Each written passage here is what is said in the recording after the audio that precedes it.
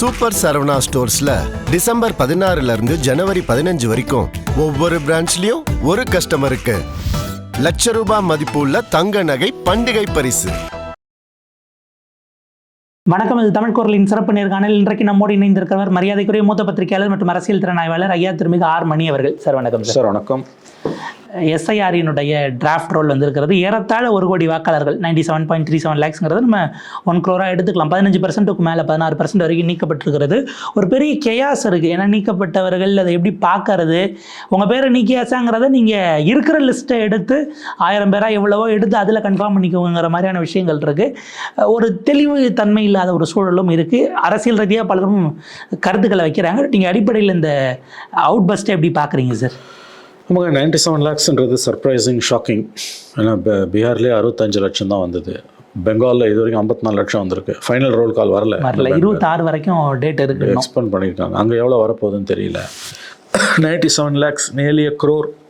இன்னும் டைப் பண்ணி தான் 1 crore வந்துட்டுருக்கோம். 1 crore is shocking.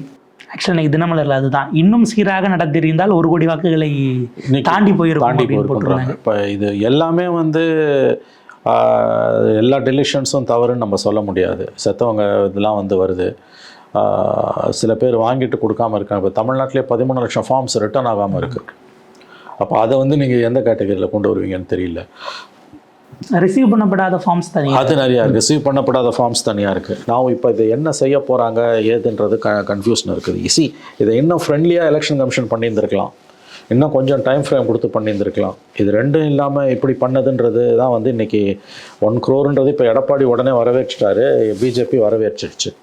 But surprisingly DMK ஸ்ட்ராங்காக கிரிட்டிசைஸ் பண்ணலை.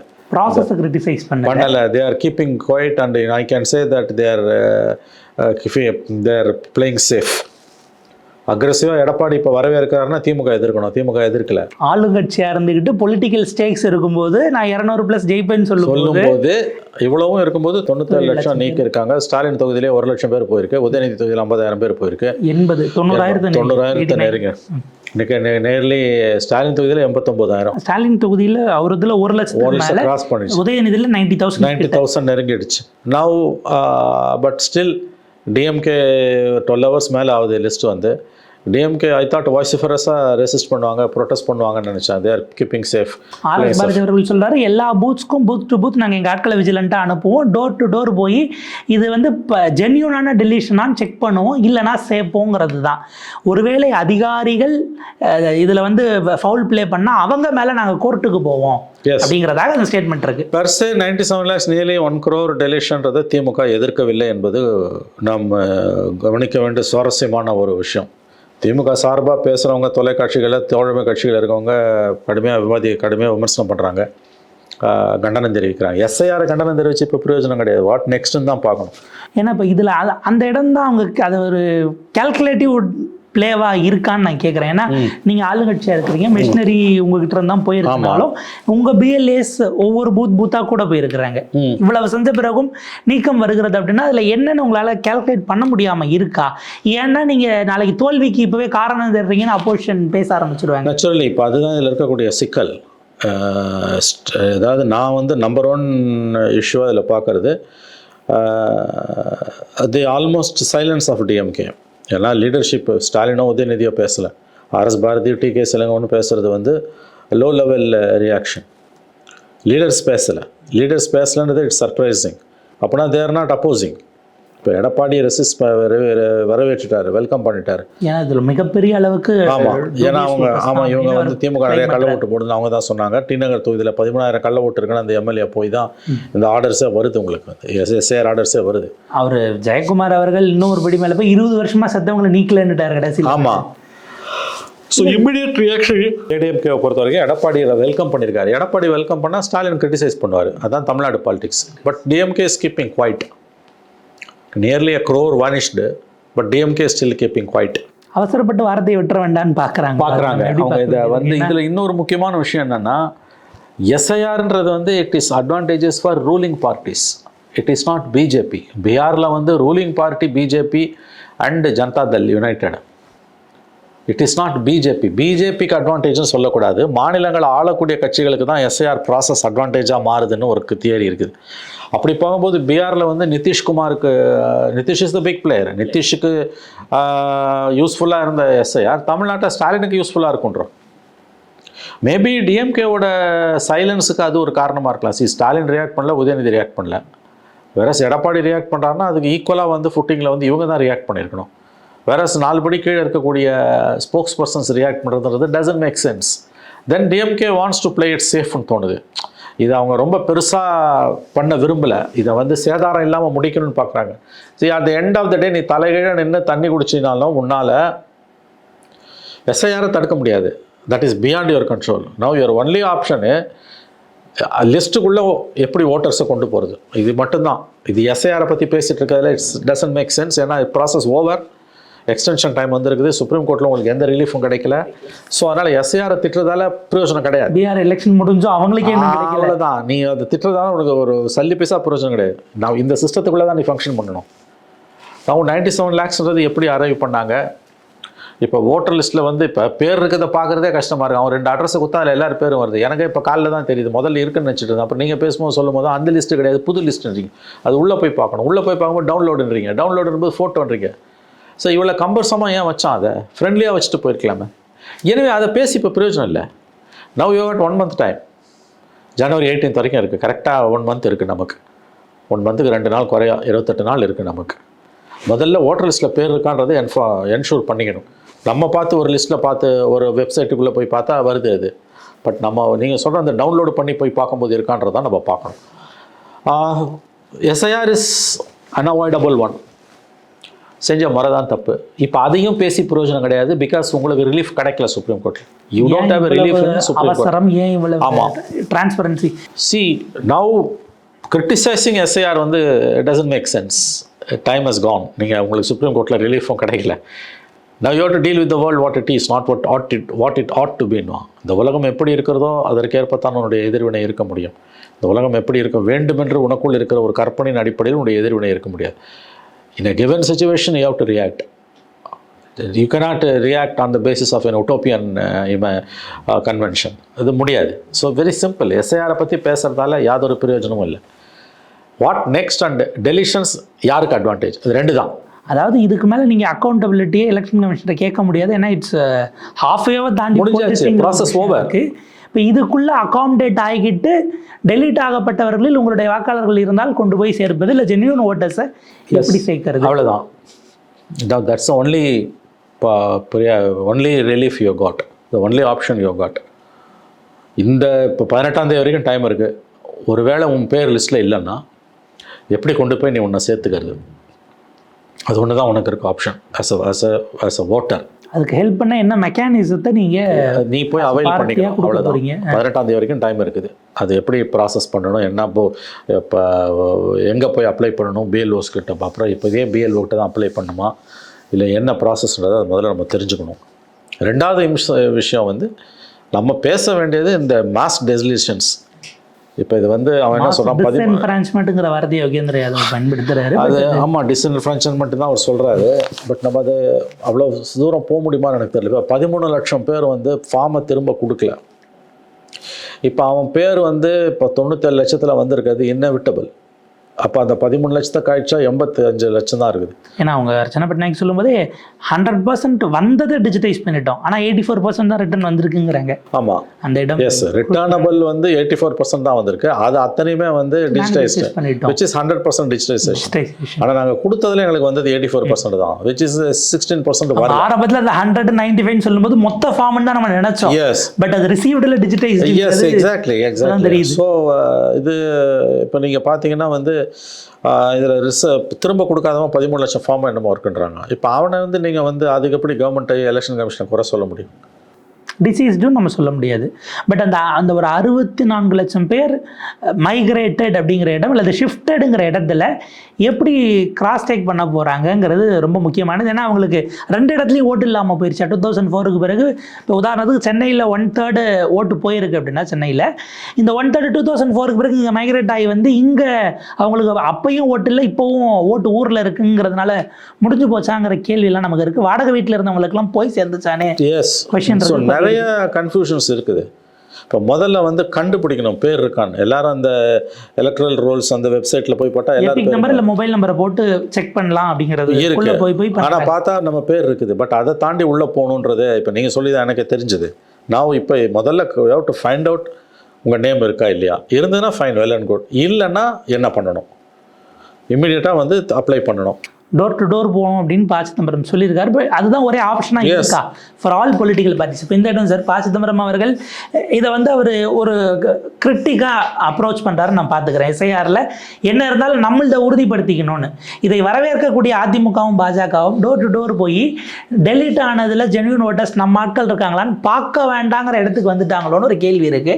ஏன்னா இப்போ அவங்க வாக்காளர்கள் டெலிட் ஆனால் அவங்க கடைசி வரைக்கும் திமுக அதை இன்ஷூர் பண்ண ட்ரை பண்ண மாட்டாங்க. அப்போ வாக்காளர்களுக்கு நீ உங்க மெஷினரி என்ன பண்ண போகுதுன்னு ஒரு வார்த்தை வருது, ஒரு கேள்வி வருது இல்லை. ஏடிஎம்கே பிஜேபி இந்த ஒரு மாசம் என்ன செய்ய போகுது sir? Not only ADMK BJP sir, every political party including Vijay, எல்லா பொலிட்டிக்கல் பார்ட்டியுமே இந்த 1 மந்த் செய்ய வேண்டியது வந்து கண்குத்தி பாம்பா அவங்க ஆளுங்க லிஸ்ட்டில் இருக்காங்களா, இல்லைன்னா அவங்கள எனுமரேட் பண்ணுறதுக்கு என்ன ஈஸியஸ்ட் மெத்தடோ அதை சொல்லி கொடுக்கணும். அது ரெண்டையும் செய்யாமல் இப்போ ஈஸியாரை திட்டிக்கிட்டோ பாராட்டிக்கிட்டோ இருக்கிறதால டசன்ட் மேக் சென்ஸ்.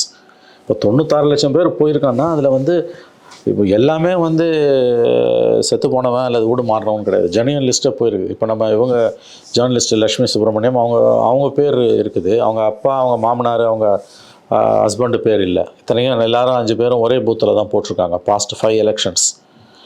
இப்போ அவங்களுக்கு மட்டும் நேமில் இருக்குது, மற்றவங்களுக்கு இல்லைன்னும் போது இட்ஸ் வெரி வெரி இதுதான் சிக்கல். இப்போ அவங்கள எப்படி எனுமரேட் பண்ணி உள்ளே கொண்டு வருது, எவ்வளோ பேர் ஆர்வம் காமிப்பான், ஆர்வம் காட்டாட்டி நீங்கள் தான் கொண்டு போய் இழுத்து வந்து போடணும். போய் எங்கே பார்த்து தெரிஞ்சுக்கணுங்கிறது எத்தனை பேருக்கு தெரியும்? டிஜிட்டல் லிட்ரஸி தமிழ்நாட்டில் ரூரல் சைடில் என்னவா இருக்குது, அர்பன் சைடில் என்னவா இருக்குது, அர்பனில் இவ்வளோ டிஃபிகல்ட்டிஸ் இருக்குது அப்படின்னா டிஜிட்டல் லிட்ரஸி ரூரலில் எவ்வளோ ப்ளே பண்ணுங்கிறதும் ஒரு பாயிண்டாக இருக்குது.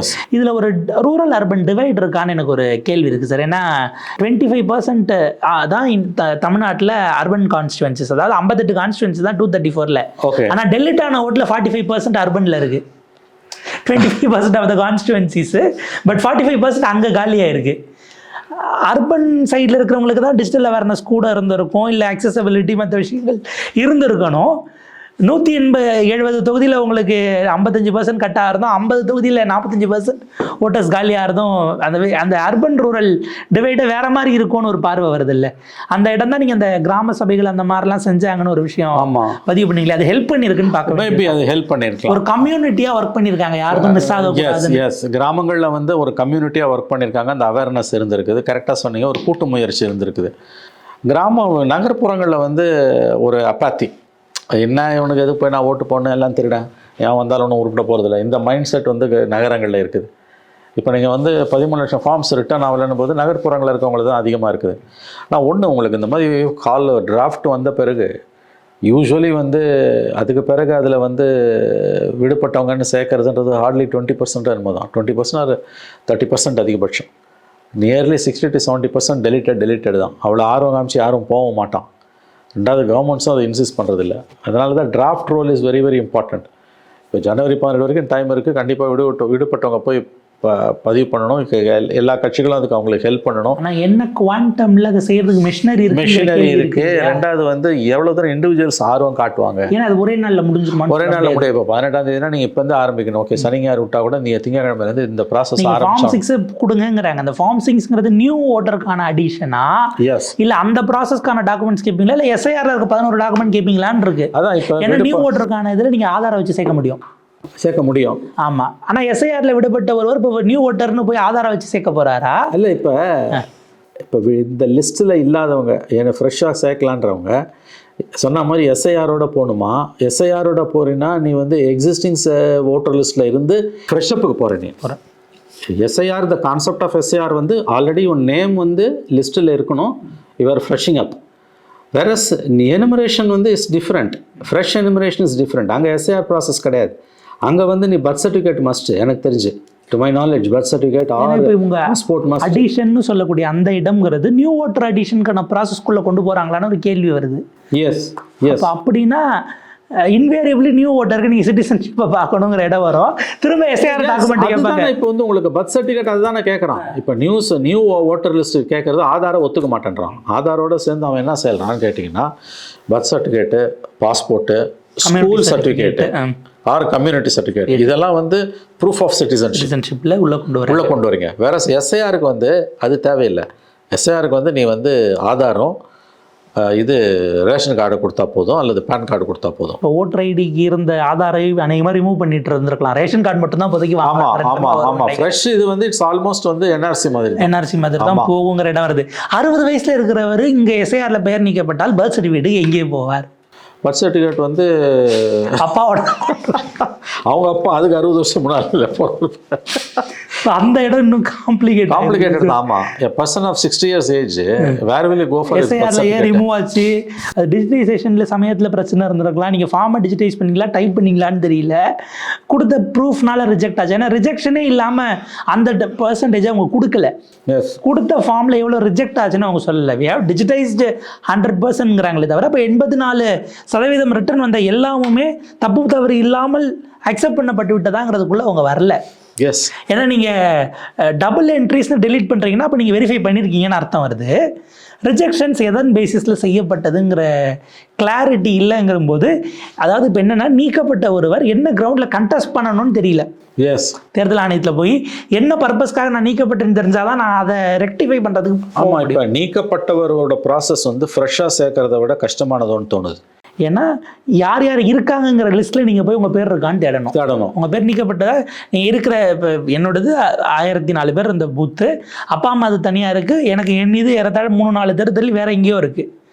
நான் அது இந்த இதில் பார்த்துட்டு என் தெருவிலே இல்லை. ஆக்சுவலாக நான் வந்து இருக்கிற 1004 பேரை பார்த்துட்டு அதில் எந்த இருக்கான்னு நான் ஒன்றா பார்க்கணும். 1004 பேரோட இன்ஃபர்மேஷன் நான் பார்த்து எந்த இருக்கா இல்லையான்னு செக் பண்ணுறதுங்கிறது காம்ப்ளிகேட்டட் ப்ராசஸ். இன்ஸ்டெட் ஏன் எபிக் நம்பரை கொடுத்து அக்செப்டடா ரிஜெக்டடா நீங்கள் கொடுத்தீங்கன்னா அது வேறு மாதிரி இருக்கும். அது செய்யலை. அப்போ நான் கிரவுண்டே தெரியாமல் போய் என் பேரை சேர்க்கணுன்னா அது இன்னும் காம்ப்ளிகேட்டடாக இருக்குது. என்ன பண்ண போகிறாங்கங்கிறது உள்ளபடியே ரொம்ப சிக்கலுக்குரியதாக மாறுது சார். இதில் சென்னை உட்பட சென்னையில் மட்டும் பார்த்தீங்கன்னா ஏறத்தாழ 4 கான்ஸ்டிட்யூன்சிஸில் 5 out of 16 வந்து 40% ஓட்டர்ஸ் காலி. How could it be possible sir? என்னால் புரிஞ்சிக்கவே முடியல. 5 இருக்கிற 16 கான்ஸ்டிட்யூன்சி சென்னையில் 5 வந்து 40%க்கு மேலே ஓட்டர்ஸ் நீக்கப்பட்டிருக்கிறார்கள்ங்கிறதெல்லாம் நம்ம பார்க்க வேண்டியிருக்கு. இப்போ இதில் சில டேட்டாஸ் வந்தால் தான் நமக்கு தெரியும். இதில் ஏதாவது ஒன்று இந்த நீக்கப்பட்ட எண்ணிக்கையை விட கூடுதலாக போன எலெக்ஷன்ஸில் ஓட்டு போட்டிருந்தாங்கன்னா என்ன பண்ணுவாங்க? பார்லிமெண்ட் எலெக்ஷன்ஸ்லங்கிறதெல்லாம் அந்த நம்பர்ஸ் எல்லாம் பின்னாடி வந்தால் தான் நமக்கு அரித்மெட்டிக்ஸ் தெரியும். ஏன்னா இதை விட கூடுதலாக போன அசம்பிளி எலெக்ஷனில் ஓட்டு பதிவாயிருக்கு. ஆனால் இப்போ நீக்கப்பட்டது அதை விட கம்மியாக இருக்குன்னா அதெல்லாம் இன்னும் சிக்கலுக்குரியதாக மாறுமோன்னு ஒரு சந்தேகம் வருது சார். கரெக்ட். இப்போ whole process is very very cumbersome. I think இப்போ பொலிட்டிக்கல் பார்ட்டிஸ் இப்போ வீழ்ச்சிக்கணும். எல்லா பொலிட்டிக்கல் பார்ட்டிஸும் அடுத்த 28 நாளைக்கு இதுதான் மெயின் டார்கெட்டாக இருக்க முடியும்.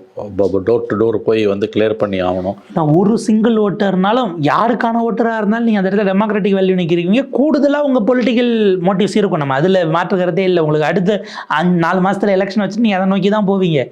அட்லீஸ்ட் அந்த சிஸ்டமை ஆப்டிமைஸ் பண்ணுங்கள். இப்படி போனால் இதை சப்மிட் பண்ண முடியுங்கிறத ஆப்டிமைஸ் பண்ணுற வேலையை செஞ்சிங்கன்னா அந்த மெஷினரி உதவும் தான் நம்ம பார்க்க வேண்டியிருக்கு.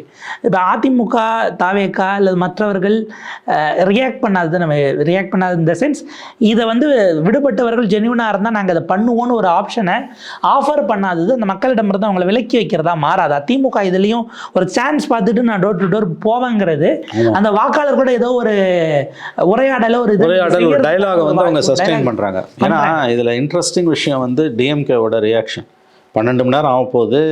1 கோடி பேர் கிட்டத்தட்ட நீக்கம். திமுக ஏறி மிதிக்கும், கத்துவாங்க, கூக்குரல் இடுவாங்கன்னு நினச்சோம்.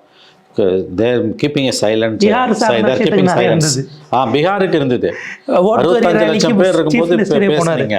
இங்க இங்க ஒண்ணுமே இல்லை. நீங்க தமிழ்நாட்டை விட சட்டமன்ற தொகுதிகள் ஜாஸ்தி, இப்போ நாடாளுமன்ற தொகுதிகள் ஜாஸ்தி, 3 தொகுதி கூட 243 அங்கே கான்ஸ்டுவன்சிஸ். அதை விட இங்கே அதிகமாக டெலீட் ஆகுதுன்னா பீகாரை விட இங்கே அதிகமாக மைக்ரேஷன் நடந்திருக்கு, நம்ம பார்க்க வேண்டியிருக்கு. எக்ஸாக்ட்லி. அப்போ பீகாரோட மைக்ரேஷன் வந்திருக்கான்ற கொஸ்டின் வருது. அதில் விட சைலன்ஸ் ஏன்? Why DMK is silent? ஏன்னா 1 crore போது, அதுவும் அப்போசிஷன் வெல்கம் பண்ணும்போது ruling party DMK anti BJP கேம்பில் இருக்க பார்ட்டி வந்து அதை கிரிட்டிசைஸ் பண்ணணும் தான் நம்ம எதிர்பார்த்தோம். மினிமம் வேர்டிங்ஸ் வந்து கிரிட்டிசைஸ்.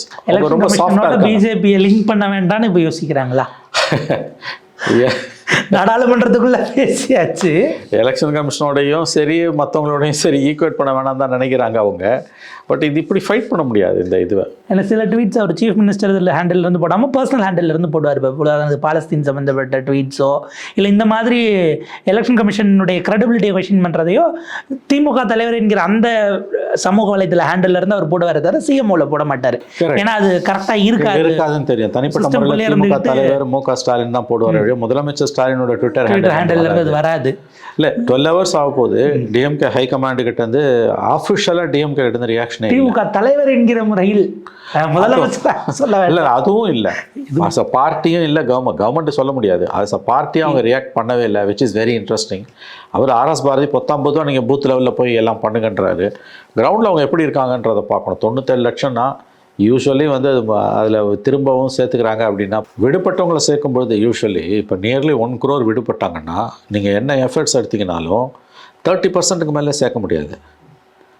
அதில் இருக்க சிக்கல் அது. யூஸ்வலி நீங்கள் பார்த்தீங்கன்னா இப்போ நீங்கள் 66 லட்சம் பேரை நீக்கணும். பீகாரில் 22 lakhs தான் சேர்த்தோம். அது நீக்கப்பட்டதுலேருந்து 22 lakhs. நீக்கப்பட்டதுலேருந்து 22 lakhs அல்லது இவன் ஃப்ரெஷ்ஷாக சேர்த்தானா? இப்போ அந்த மாதிரிங்க. இப்போ 97 லட்சம் இப்போ பீகார் எஸ்ஐஆர் டாக்குமெண்ட்டை வச்சு நீங்கள் இங்கே சேரலாங்கிற ஆப்ஷன் இனிமேல் தான் ஓப்பன் ஆகும். இப்போ 97 லட்சம் இங்கே ஃபிகரு. ஆனால் இங்கே வந்து ஒரு 13 லட்சம் பேர் வாங்கின ஃபார்மை திரும்ப கொடுக்கல. ஸோ அவன்லாம் ஆட்டோமேட்டிக்காக அவனை 13 லட்சத்தை கழிச்சிங்கன்னா இது வந்து 85 lakhs தான். இப்போ இந்த 85 lakhsல நீங்கள் வந்து சேர்க்கும்போது அந்த 13 லட்சம் ஃபார்மை வாங்கினவெல்லாம் ஃப்ரெஷ்ஷாக கொண்டு வந்து சேர்க்கணுமா? இல்லை அந்த ஃபார்மை திரும்ப கொடுக்கணுமா? அதோட முடிஞ்சு அவன் ஃப்ரெஷ்ஷாக தான் வரணுமா? ஃப்ரெஷ்ஷாக எஸ்ஐஆர் வர முடியாது. என்ஆர்சி ஃபார்மேட்டில் இல்லை நியூ ஓட்டராக தான் வரணும். சிட்டிசன்ஷிப்பை ப்ரூவ் பண்ணி. ஆமாம் 85 அப்படி பார்த்தாலே ஆக்சுவல் ஃபிகர் 85 lakhs 97 lakhs கிடையாது. ஏன்னா 13 லட்சம் பேர் கொடுக்கலன்றான் ஃபார்ம். அப்போ 85 லட்சம் பேர் கொடுக்கலன்னா அது யார் தப்பு? ரெண்டாவது, நீங்களும் இவங்களும் வந்து கமிஷன் வந்து வெரி அன்ஃப்ரெண்ட்லி ஆட்டிடியூடு. இந்த கொஸ்டின்லாம் புரியாத அளவுக்கு தான் வந்து கொஸ்டின் இருந்தது. இப்போ எங்கே போய் தேடுறதுன்றதே ஒன்றும் புரியல. இப்போ நமக்கு என்ன சந்தேகம்னா, அவ்வளோ ஒர்க் ஸ்ட்ரெஸ் எல்லாத்தையும் கம்ப்ளைண்ட் பண்ணியும் ஸ்கில்லு போதுமான ட்ரைனிங் இல்லாமலே 1 மாதத்தில் பிஎல்ஓஸ் முடிச்சிருக்காங்களா அப்படின்றது பெரிய சந்தேகமே இல்லைங்க. பிஎல்எஸ் வந்து ட்ரைனிங்கே இல்லாமல் தான் முடிச்சிருக்காங்க. பெரிய அளவில் பிஎல்எஸ் சந்தேகமே இல்லாமல் தான் முடிச்சிருக்கு. இப்போ அதை பேசி பிரயோஜனம் இல்லை. இப்போ அதை பேசி பிரயோஜனமே கிடையாது. ஆகவே நம்ம கவனிக்க வேண்டியது வாட் நெக்ஸ்ட். ப்ராசஸ் முழுக்க இருந்த கோளாரை தாண்டி இப்போ we have arrived at junction ஒரு கிராஸ் கரண்ட் இடத்துல. ஆமாம், இப்போ எல்லாருக்கும் இருக்க ஒரே ஆப்ஷன் எஸ்ஐஆர் ஆதரிக்கிற பிஜேபிக்கும் எஸ்ஐஆர் எதிர்க்கிற திமுகவுக்கும் இருக்க ஒரே ஆப்ஷன். தமிழ்நாட்டை பற்றி தான் நம்ம பேச முடியும். எப்படியாவது உங்கள் பேரை உங்கள் பிள்ளைங்க பேரை விடுபட்டு இருந்தால் எப்படி உள்ள சொல்வது? நம்பர் 1. நம்பர் 2, பொலிட்டிக்கலி ஸ்பீக்கிங் இந்த டெலிஷன்ஸ் யாருக்கு அட்வான்டேஜ்? பிஆர் அனாலஜியை பார்த்து இது பிஜேபிக்குன்னு சொல்கிறது முட்டாள்தனமாக. அது பிஆர் அனாலஜின்றது ரூலிங் பார்ட்டிக்கு அட்வான்டேஜ். ஏதோ ஒரு வகையில் 1 crore வாக்காளர்களுக்கு நீங்கள் தேர்தல் சார்ந்து மகிழ்விக்க வேண்டிய ஒரு இடத்துல இருந்து பொலிட்டிக்கல் பார்ட்டிஸ் நகர்ந்துருக்காங்களோ. தன்னை காப்பாற்றிக்கிட்டா போதுன்ற லெவல் வந்துச்சு. இப்போ தான் ஸ்கின்னை காப்பாற்றிக்கிட்டா போதுன்ற லெவல் பொலிட்டிக்கல் பார்ட்டிஸ் இல்லாத ஆளுக்கு அவங்க வந்து ஃபோக்கஸ் பண்ண வேண்டாங்கிற ஒரு இடத்துல லெவலுக்கு போவாங்கல்ல. இப்போ ஆனால் வந்து பாலிட்டிஷியனை பொறுத்த வரைக்குங்க ஜெயிக்கிறது தான் முக்கியம். அது எலெக்ஷன் டைமில் வந்து ரூத்லெஸ்ஸாக இருப்பாங்க. ஜெயிச்சே தீரணும், அதுக்கு என்ன வேணால் பாவத்தை பண்ணுவாங்க. இந்த மொமெண்ட்டில் எக்ஸ்க்ளூட் ஆனவங்கள போக மீதி இருக்கிறதுல என்ன ப்ரப்போர்ஷனை நம்ம எடுத்தால் திரும்ப ரீடைன் பண்ண முடியும், இல்லை வர முடியுங்கிறது தான் ஃபோக்கஸ் ஆகும். இப்போ இந்த விடுப்பு பொலிட்டிக்கல் பார்ட்டிஸோட இப்போ வந்து they have to keep Dhar fingers crossed. இப்போ எவ்வளோ பேரை கொண்டு வரது உள்ள? இப்போ ஃபார்மை வாங்கிட்டு திரும்ப கொடுக்காதவன் எஸ்ஐஆர் ப்ராசஸ்க்குள்ளே வருவானா, ஃப்ரெஷ்ஷாக வருவானா? பொலிட்டிக்கல் பார்ட்டிஸ் தான் இந்த கிளாரிட்டியை மக்கள் மத்தியில் சேர்க்கிறதுக்கு. உங்கள் பிஎல்ஏஸ்க்கு நீங்கள் என்ன ட்ரெயின் பண்ண போகிறீங்க? பிஎல்ஏஸ்க்கு வர்ச்சுவலி ட்ரைனிங் இல்லைங்க, அந்த கோர்ட்லேயே காரி துப்பிட்டான். கவலையே இல்லாமல் இவங்க பிஎல்ஓஸ் இறக்கியிருக்காங்க. பிஎல்ஓஸ் பிஎல்ஏஸ் இப்போ கட்சிக்காரங்க தான் கொண்டு போய் ஹெல்ப் பண்ணணும். ஹெல்ப் பண்ணியிருக்கான். சில இடங்களில் பிஎல்ஓஸ் வந்து படிப்பறிவு இல்லாத காரணத்தால் அங்கன்வாடி ஒர்க்கர்ஸ் 3ஆம் கிளாஸ் படிச்சவங்கள போடுறாங்க. அவங்க பிள்ளைங்க பொண்ணைங்க ஒர்க் பண்ணுது. எனக்கு தெரிஞ்சு சென்னையில் ஒர்க் பண்ணுறான் சாஃப்ட்வேர் கம்பெனியில் ஒரு பையன் 4000 ரூபாய் சம்பளம், 5000 சம்பளம். அவங்க அம்மா ஊருக்கு போயிட்டு வராங்க. அவங்க அம்மா வந்து anganwadi worker, she is employed in water கிளியரிஃபை இதில் எஸ்ஐஆரில். நவ் இப்போ அந்த கேட்டகரியெல்லாம் நீங்கள் பார்த்தீங்கன்னா வந்து இப்போ ஃபார்மை ஃபில்அப் பண்ண தெரியாமல் கஷ்டப்பட்டுருக்காங்க, தப்பாக ஃபார்ம் எல்லாம் கொடுத்துருக்காங்க. இப்போ அந்த கேட்டகரியெல்லாம் உள்ளே கொண்டு வரணும். எனவே the way in which SIR is implemented is atrocious. But அதை பேசி இப்போ பிரயோஜனம் கிடையாது. இருக்கிற சுச்சுவேஷனை எப்படி political parties both ruling and opposition 2 பேரும் சேர்த்து தான். ஏன்னா 2 பேருக்குமே தான் பாதிப்பு. அவனுக்கு பாதிப்புன்னு இவனுக்கு பாதிப்பானு நினச்சா முட்டாள்தனம். கோ டு டோர் அப்படிங்கிறது தான் இப்போ இருக்கக்கூடிய ஆப்ஷனாக இருக்கிறது. அதை யார் யூட்டிலைஸ் பண்ணிக்கிறாங்க, கேபிட்டலைஸ் பண்ணுறாங்கிறத பொறுத்து ஓட்டர்ஸோட உங்களுக்கான கான்வர்சேஷன் 4 மாதத்துக்கு முன்னாடியே ஆரம்பிச்சிருச்சுங்கிற ஒரு அட்வான்டேஜ் வருவதற்கும் வாய்ப்பு இருக்கிறதுன்னு நம்ம அதை பார்க்கலாம். பார்ப்போம் சார் இது எப்படி இருக்குது. ஏன்னா சாமானியர்கள், பாதிக்கப்பட்டவர்கள், எந்த பின்புலனும் இல்லாதவர்கள், விளிம்புநிலை மக்கள், டிஜிட்டல் லிட்ரஸி இல்லாதவர்கள், இவங்க அத்தனை பேரையும் உள்ளடக்கியதாக சிஸ்டம் இல்லை. பட் அதை பேசி இப்போ எந்த பிரயோஜனமும் இல்லைங்கிற இது வந்துங்க ஹெல்ப் பண்ணணும். அதாவது சிட்டிஸில் இருக்கவங்க வந்து அவங்களும் மெனக்கடணும். பேர் இருக்கான்றதை முதல்ல அவன் கண்டுபிடிக்கணும். கண்டுபிடிச்சிட்டு பேர் இல்லைன்னா இமீடியட்டாக வந்து அவன் பொலிட்டிக்கல் பார்ட்டிஸை கன்சல்ட் பண்ணால் அவங்க வழி சொல்லுவாங்க. அது எப்படி நான் அப்ளை பண்ணணும், அது உடனடியாக செஞ்சிடணும். நீங்கள் வந்து இது படித்தவனை பொறுத்த வரைக்கும் அதை தள்ளி போட முடியாது. அவன் தள்ளி போட முடியாது. படிக்காதவனை பொறுத்த வரைக்கும் டிஃபிகல்ட், பேசுறதுக்கு எதுவும் இல்லை, சிக்கல் தான். அது அங்கே இருக்கக்கூடிய ரூலிங் பார்ட்டிஸ் அல்ல ஊர் பெரிய மனிதர்கள் மெச்சூர்டாக கவனம் செலுத்தி இந்த இளைஞர்களை வந்து உள்ளே கொண்டு வரதுக்கான வேலைகளை செய்யணும். அதை செய்யலைன்னா சிவில் சமூகமும் ஒத்துழைக்கலன்னா இந்த சிக்கலை மேனேஜ் பண்ண முடியாது. பட் இது சிக்கல்ன்றது உண்மை. SIR is a very serious headache for opposition parties. For every political parties who has vote bank. Political party எல்லாருக்குமே இது vote bank. Vote bank politics வச்சிருக்கோம் அத்தனை பேரும். இதுக்கு எலக்ட்ரல் பாலிடிக்ஸ் அத்தனை பேரும் கவலைப்பட வேண்டிய விஷயம். அவங்க தான் முடிவு செய்யணும். பார்ப்போம் சார். ஒரு விரிவான ஒரு இடம் உங்கள் நேரத்துக்கு கருத்துக்கு நன்றி சார்.